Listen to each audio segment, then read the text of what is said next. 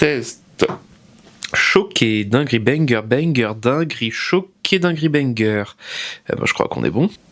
Messieurs, dames, bonjour. Première vidéo sur YouTube, première vidéo sur cette chaîne. Si je suis là, c'est pour partager un petit peu ce que je fais, ce que j'ai envie de faire, mon parcours, mes envies. Je m'appelle Jonathan Cieux. Mon nom de personnage est artiste Monsieur Merveilleux. Je n'ai pas vraiment choisi ce nom, ça s'est imposé à moi grâce à mes collègues de travail qui m'ont gentiment rebaptisé Monsieur Merveilleux, et je trouve que pour une personne aussi anxieuse, angoissée et incertaine que moi, Monsieur Merveilleux c'est pas mal. Le but des vidéos ici, ça va être de faire un vlog, donc un journal, un suivi de mon parcours, de mon évolution. C'est de partager avec ceux qui veulent suivre mon parcours. C'est aussi d'avoir des retours. C'est toujours intéressant d'avoir des retours sur ce qu'on fait, de montrer aussi ce qu'on fait. Quand on a la prétention de vouloir être artiste peintre, si on ne partage pas ses créations, ça va être compliqué d'en vivre.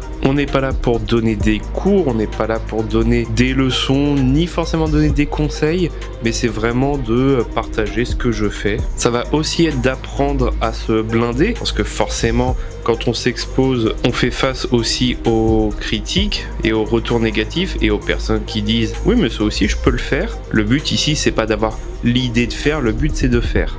Alors qu'est-ce que je fais en peinture ? Eh ben plutôt des choses colorées. Je vais faire ce qui m'entoure, je vais peindre les gens qui m'accompagnent, les lieux que je visite. Je vais aussi utiliser la peinture comme un exutoire. Tout ce que je n'arrive pas à dire, tout ce que je n'arrive pas à exprimer avec des mots, en peinture ça va pouvoir me permettre de m'exprimer et de mettre sur une toile ou sur papier ce que j'ai dans la tête. Et c'est intéressant parce que souvent ce sont les autres qui vont me dire ce qu'ils peuvent voir dans cette peinture, et par la suite je vais me dire ok, je comprends mieux pourquoi j'ai fait ça. Là où ça a été le plus parlant, c'est lors d'une exposition que j'ai pu faire en février 2024, qui a été une sorte de résurrection, qui a été véritablement une façon pour moi de sortir de la dépression et de pouvoir montrer 3 années de travail sur moi-même. Je pense que ces 3 années de réflexion m'amènent aujourd'hui à me dire que j'ai pas envie de faire autre chose.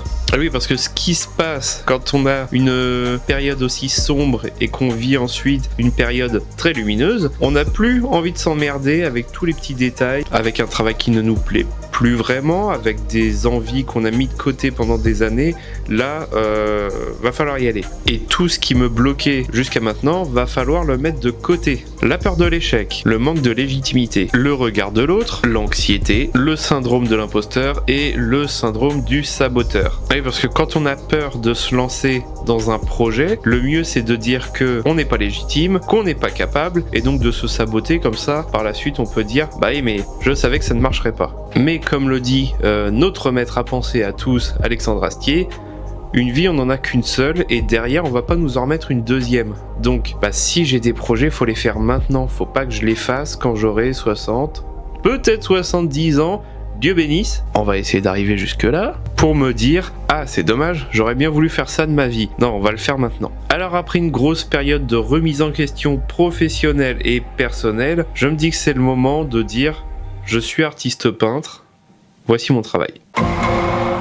L'idée c'est de faire des expositions, de faire des marchés, pourquoi pas de donner des cours de peinture, en tout cas de partager mes connaissances et ma passion. Alors après il y a toute la question de c'est quoi un artiste. C'est très vague hein, quand même de pouvoir dire ce qu'est un artiste, mais selon ma définition, parce que c'est un peu ma façon de décrire ceux que je considère comme artistes, mais comme je disais toujours, je ne suis pas artiste, je n'ai pas de talent, je ne peins pas si bien que ça, oui mais c'est juste moi qui l'ai fait. Bah il y a un moment, non, faut quand même se dire que peut-être qu'on est capable. On va relire les notes, hein. Quelqu'un qui s'exprime à travers son art, qui s'y consacre de façon régulière et avec une identité artistique propre, il fait vivre son art en le partageant, il assume et défend son art, possiblement il en vit. Il en vit, bon, on n'en est pas là. Mais pour une définition que je fais moi d'un artiste, je me dis bah je suis un peu dedans en fait hein.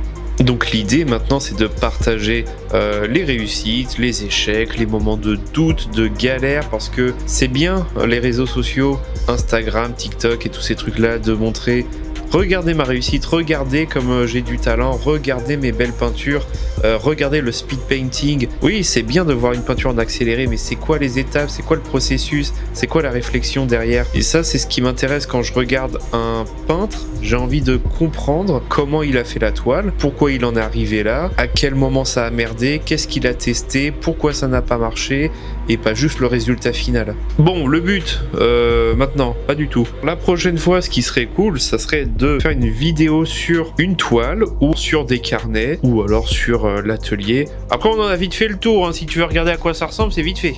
L'atelier, du bazar, du bazar, du bazar, du bazar, du bazar. Bon, et après, derrière moi, c'est un mur blanc. C'est pas forcément ce qu'il y a de plus intéressant.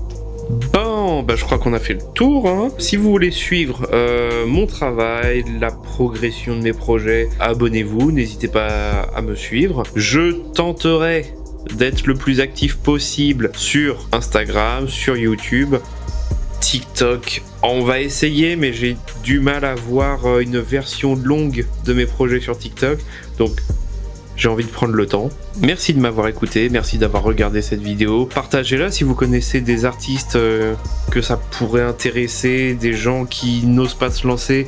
Autant créer un réseau, autant créer un cercle de personnes qui pourraient s'entraider. Ça, ce serait cool.